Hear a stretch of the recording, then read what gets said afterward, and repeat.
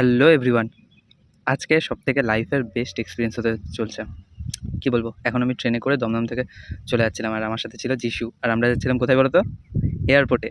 খুব বেশি এক্সাইটেড ছিলাম। যিশুও তেমন ছিল কারণ এটা আমাদের প্রথম ফ্লাইট ছিল। যাই হোক ক্যাবে করে ওখানে নেমে তারপরে তো চেকিং করালাম।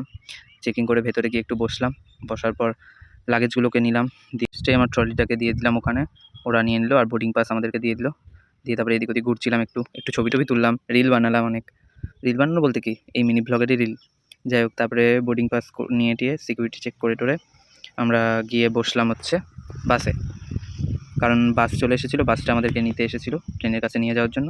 তো ওখানে গিয়ে আর কি বলবো, এত কাছ থেকে প্লেন দেখছি, জাস্ট অসাধারণ লাগছে। যাই হোক তারপরে তাড়াতাড়ি উঠে গেলাম, ভেতরে গিয়ে অনেক লোক ছিল আর সিটটা উইন্ডো সিট পড়েছিল প্রথমে, তারপরে চেঞ্জ হয়ে গেছে।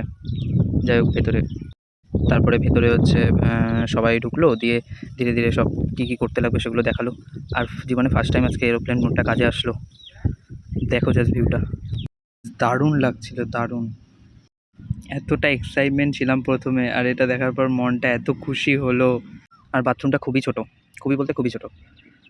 তারপরে একটা নাটের বক্স আসলো, তো ওটা খেলাম, আর একটা কোক আসলো, কোক খেলাম। দিয়ে ধীরে ধীরে দেখছি চেন্নাই পৌঁছেই যাচ্ছি, কারণ নিচে সমুদ্র দেখা যাচ্ছিল। তারপরে তো চেন্নাই থেকে ধীরে ধীরে ল্যান্ড করলো। আর ল্যান্ড করার সময় মানে একটু হলেও ফাটছিল, কারণ প্রচণ্ড নড়ছিল। আর যখন উঠছিলাম তখন কোনো অসুবিধা হলো না।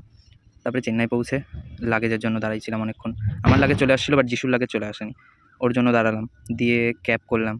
আর চেন্নাই এয়ারপোর্টটা এত বড় ছিল, এদিক গেলে এদিক বুঝতে পারছি না কোন দিকে আসছি, মানে খুব বড় ছিল।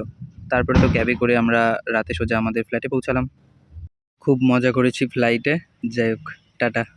ভিডিওটা ভালো লাগলে একটা ছোট্ট লাইক করে দিও।